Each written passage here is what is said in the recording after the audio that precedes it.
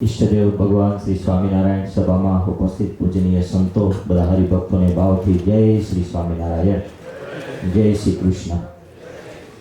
આમ તો જન્માષ્ટમી આવે એટલે આપણે શ્રી કૃષ્ણ ભગવાનના અનેક ચરિત્રો, લીલાઓ કથાના માધ્યમ દ્વારા આપણે સાંભળી શકીએ.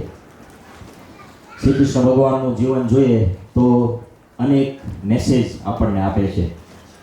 જેવી જરૂર પડી એવી રીતે શ્રી કૃષ્ણ ભગવાને પોતાના જીવનમાં રોલ ભજવો.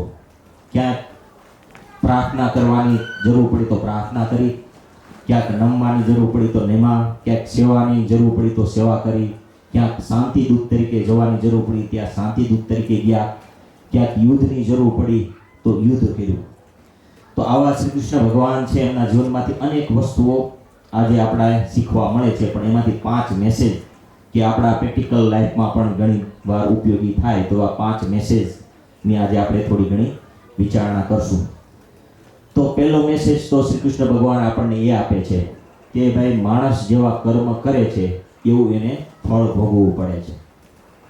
એટલે શ્રી કૃષ્ણ ભગવાન બહુ સરસ મેસેજ આપે છે કે તારે મારાથી ડરવાની જરૂર નથી, પણ તારે તારા કર્મથી ડરવાની જરૂર છે. કે હું તો તને માફ કરી દઈશ, પણ તને તારા કર્મ માફ નહીં કરે. એનું એક અદ્ભુત ચરિત્ર આપણે શ્રવણ કરીએ કે શ્રી કૃષ્ણ ભગવાનનો જન્મ આપણે જાણીએ છીએ કે મથુરામાં જેલમાં થયો. તો ભગવાનનો જન્મ જેલમાં થયો, ત્યાંથી ગોકુળ આવ્યા, ઘણી બધી લીલાઓ કરી, ફરીથી મથુરામાં પધાર્યા, કંસનો વધ કર્યો અને દેવકી માતાને અને વાસુદેવને જેલમાંથી છોડાવવા માટે ભગવાન જ્યારે જેલમાં પધાર્યા ત્યારે દેવકી માતાએ બહુ એક સરસ પ્રશ્ન પૂછ્યો કે તમે તો સાક્ષાત ભગવાન છો, તો આટલો બધો સમય અમને વિરહ કેમ સહન કરવો પડ્યો? કે તમે અહીંયા જેલમાં, પછી અહીંથી ગોકુળ ગયા, ત્યાં ઘણી બધી લીલાઓ કરી અને વળી ઘણા વર્ષો પછી અહીંયા આવ્યા અને જેલમાંથી અમને મુક્ત કર્યા. તમે ધારત તો જ્યારે તમારો જેવો જન્મ થયો એ વખતે જ અમને મુક્ત કર્યા હોત.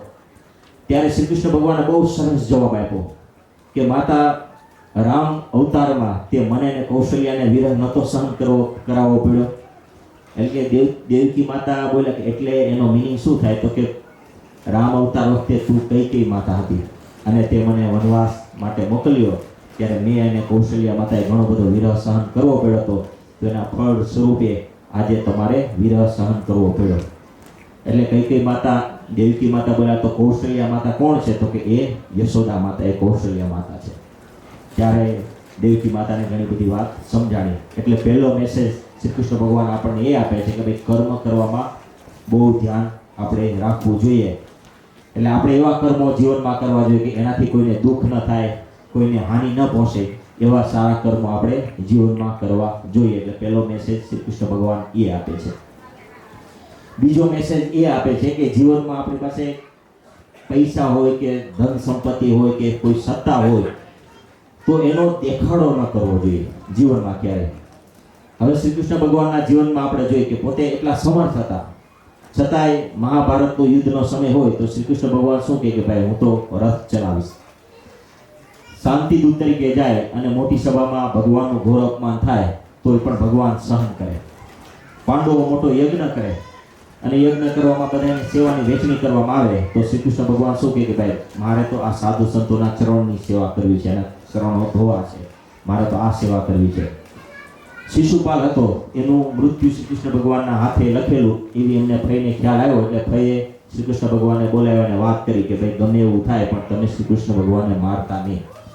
તો શ્રી કૃષ્ણ ભગવાને એમને પણ એવું વરદાન આપ્યું કે ભાઈ શિશુપાલ 100 ગાળો દેશે તો પણ હું એને મારીશ નહીં. અને આપણે જાણીએ છીએ કે ભાઈ બર સભા હોય, યજ્ઞ થતો હોય અને એમાં ઋષિમુનિ, રાજાઓ બધા હોય અને એ વચ્ચે ગાળો આપવાનું શરૂઆત કરે, છતાંય શ્રી કૃષ્ણ ભગવાન એ બધી વસ્તુ સહન કરે. એટલે બીજો મેસેજ આપણને શ્રી કૃષ્ણ ભગવાન એ આપે છે કે આપણી પાસે શક્તિ હોય, આવડત હોય, પૈસા હોય, સત્તા હોય તો એનો જેમ બને એમ ક્યાંય બહુ દેખાડો કરવો નહીં. ત્રીજો મેસેજ શ્રી કૃષ્ણ ભગવાન આપણને એ આપે છે કે ઘણી બધી વસ્તુ એવી છે કે જે ભગવાન જ કરી શકે, મનુષ્ય ક્યારે કરી શકે નહીં. આપણે ગમે એટલી મહેનત કરીએ, ગમે એટલા પ્લાનિંગ કરીએ અને આપણા જીવનમાં ઘણીવાર ઘણો બધો એને એવો અનુભવ હશે કે આપણે કોઈ કાર્ય સ્ટાર્ટ કર્યું હોય તો એના ઘણા બધા પ્લાનિંગ કર્યા હોય, ઘણા બધાને આપણે એડવાઇસ લીધી હોય, છતાં એ કાર્યમાં આપણને સફળતા મળી ન હોય. હવે એનો એક અદ્ભુત પ્રસંગ છે કે દ્રૌપદ રાજા હતા, એણે દ્રૌપદીજીનો સ્વયંવરની રચના કરી અને એમાં આપણે જાણીએ છીએ બધાએ દ્રશ્ય મહાભારતમાં જોયું હશે કે એવું કન્ડિશન રાખી કે ભાઈ નીચે પાણી હોય, એમાં ત્રાજુ રાખેલું હોય, ઉપર માછલી ફરતી હોય અને ત્રાજવા ઉપર ઊભવાનું અને બાણ વડે એ માછલીની આંખ છે એને વીંધવાનો. એટલે શ્રી કૃષ્ણ ભગવાને અર્જુનને આ બધી વસ્તુ સમજાવી દીધી અને પછી અર્જુને શ્રી કૃષ્ણ ભગવાનને વાત કરી કે મહારાજ, હવે તમે તો બધી વસ્તુ મને સમજાવી દીધી, એટલે હવે તમારી બહુ જરૂર પડશે નહીં. એટલે શ્રી કૃષ્ણ ભગવાન કે હજી મારી જરૂર પડશે. તો કે ક્યારે જરૂર પડશે? કે જે વસ્તુ તું નહીં કરીશ એ હું કરીશ. એટલે ત્યારે અર્જુનને બહુ સમજાણું નહીં. એટલે અર્જુન જેવા પેલા ત્રાજવા ઉપર ઊભા રહ્યા અને જેવું નિશાન ટાંકવા માટે પાણીમાં જોયું એટલે પાણી તો આમ થોડું થોડું હલવા લાગ્યું, એટલે નિશાન આવે નહીં. એટલે એ જ વખતે શ્રી કૃષ્ણ ભગવાને જે પાણી હતું એ સ્થિર કર્યું અને ત્યારે અર્જુનને એવો અહેસાસ થયો કે જાણે મિરર હોય એવો એને અહેસાસ થયો અને એ જ વખતે જે નિશાન હતું એ એમણે વીંધ્યું અને ત્યાર પછી દ્રૌપદી સાથે એમના મેરેજ થયા. પણ ત્યારે અર્જુનને સમજાણું કે જે ભગવાન કરી શકે એ આપણે કરી શકીએ નહીં. એટલે ત્રીજો મેસેજ આપણને શ્રી કૃષ્ણ ભગવાન એ આપે છે કે આપણે ઘણીવાર ઘણા બધા પ્રયત્નો કરીએ, મહેનત કરીએ, પણ ઘણી બધી વસ્તુ એવી છે કે ભગવાનની ઈચ્છા પ્રમાણે થતી હોય છે, આપણી ઈચ્છા પ્રમાણે થતી હોતી નથી. એટલે ત્રીજો મેસેજ શ્રી કૃષ્ણ ભગવાન એ આપે છે. ચોથો મેસેજ એ છે કે જે આપણા પ્રેક્ટિકલ જીવનમાં ખૂબ ઉપયોગી થાય કે જીવનમાં દુઃખ આવે તો સ્થિર રહેવું, બહુ દુઃખ આવે તો પડી ન ભાગવું. હવે આમ જોઈએ તો સંતોને શાસ્ત્રોએ આ સંસારને શું કીધું છે? દુઃખાલય કીધું છે કે આપણે લાઇબ્રેરી હોય, પુસ્તકાલય એમાં જઈએ તો શું મળે? પુસ્તકો મળે. ભોજનાલયમાં જાય તો શું મળે? ભોજન મળે. એમાં સંસાર છે દુઃખાલય છે, આમાં શું મળે? દુઃખ મળે. ન મળ્યું હોય તો આવતા દિવસમાં મળશે, પણ એવું એ કંઈ કોઈ હશે નહીં. આ સભામાં આપણે પૂછવું હોય કે ભાઈ જીવનમાં ક્યારેય કોઈને દુઃખ ન પડ્યું હોય, એવા ઊંચી આંગળી કરે તો એક પણ આંગળી ઊંચી થાય નહીં. દુઃખ તો આવે જ. તો શ્રી કૃષ્ણ ભગવાનનું જીવન આપણે જોઈએ તો આપણને શ્રી કૃષ્ણ ભગવાનને જેટલું દુઃખ આવ્યું અને એમણે સહન કર્યું એટલું આપણે સહન કરવું પડ્યું નથી. જેલમાં જન્મ થવો, વિચાર કરો. જન્મ તો જેલમાં થાય બરાબર છે, પણ માતાનું સ્તનપાન કરવાનું પણ જેને સૌભાગ્ય પ્રાપ્ત ન થાય, જેવો જન્મ થાય એની સાથે જેલ છોડવી પડે. અહીંથી ગોકુળમાં આવે, ગોકુળમાં ભગવાન આવે અને કંસને ખબર પડે એટલે એ રાક્ષસોના બધા એટેક ચાલુ થઈ જાય. વળી ત્યાંથી શ્રી કૃષ્ણ ભગવાન પાછા મથુરા આવે. મથુરામાં કંસનો વધ કરે એટલે કંસના બધા મિત્રો હતા એ શ્રી કૃષ્ણ ભગવાન ઉપર એટેક ચાલુ કરે. એ બધું માંડ બરાબર કરે ત્યાં પછી બીજા બધા રાજાઓ એમને તકલીફો આપે અને એ બધું બરાબર કરે ત્યાં મહાભારતનું યુદ્ધ થાય. મહાભારતનું યુદ્ધ થાય તો ઘણા બધા આક્ષેપો થાય શ્રી કૃષ્ણ ભગવાન ઉપર કે ભાઈ તમે ધારતા નથી, નહીં તો આ યુદ્ધ તમે અટકાવી શકો. યુદ્ધ માંડ પૂરું કરે ત્યાં ગાંધારી શ્રાપ આપે કે ભાઈ તમારો કુળ સહિત નાશ થાય. એ બધું પૂરું થાય અને માંડ દ્વારકા બધું ફરી ઠામ શ્રી કૃષ્ણ ભગવાન થાય ત્યાં પેલો સ્વયંતક મણિ છે એ ગુમ થઈ જાય. તો એનો આક્ષેપ શ્રી કૃષ્ણ ભગવાન ઉપર બલરામ ને રાણીઓ ને બધા આપે. એ માંડ કરી અને એ જે રત્ન હતું એ પહોંચાડ્યું. ત્યાં પછી છેલ્લે એના બધા છોકરાઓ હતા એમની નજર સામે જ એકબીજાને સાથે ઝઘડતા હોય ને એકબીજાની હત્યા થઈ જાય અને છેલ્લે શ્રી કૃષ્ણ ભગવાન માથા ઉપર હાથ રાખીને બેઠા હોય નિરાશ થઈ અને એ જ વખતે પેલો પારાથી છે બાણ છોડે. શ્રી કૃષ્ણ ભગવાન આ લોકનો ત્યાગ કરે અને એમનો અગ્નિ સંસ્કાર થતો હોય અને જે અડધો જ અગ્નિ સંસ્કાર થયો હોય ત્યાં સમુદ્રમાંથી ભરતી આવે અને શ્રી કૃષ્ણ ભગવાનનું શરીર છે એ સમુદ્રમાં તણાઈ જાય. આટલું બધું દુઃખ આપણે જીવનમાં કોઈને આવ્યું પણ નથી ને આવશે પણ નહીં. એટલે શ્રી કૃષ્ણ ભગવાન ચોથો મેસેજ આપણને એ આપે છે કે ભાઈ દુઃખ આવે ત્યારે સ્થિર રહેવું, ગંભીર રહેવું, બહુ અકળાઈ જવું નહીં.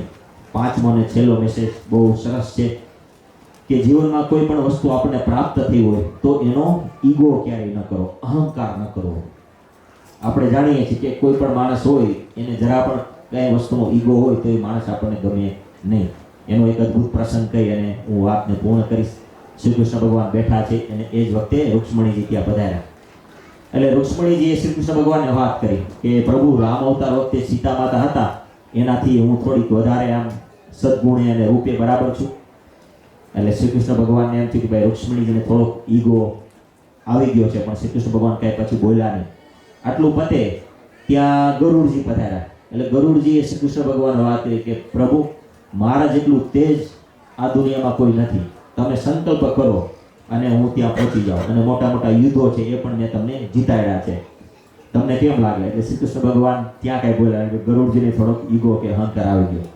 એટલું થાય ત્યાં સુદર્શન ચક્ર પાસે હતું, એ બોલ્યું ભાઈ આ બે કંઈક બોલ્યા તો મને બે શબ્દ બોલવા જોઈએ. સુદર્શન ચક્ર બોલ્યું કે પ્રભુ મારા જેટલું શક્તિશાળી કોઈ નહીં, તમે સંકલ્પ કરો અને હું સારા સારા દૈત્યના માથા ઉડાડી નાખું, એટલે મારા જેવું કોઈ આયુધ્ય નહીં.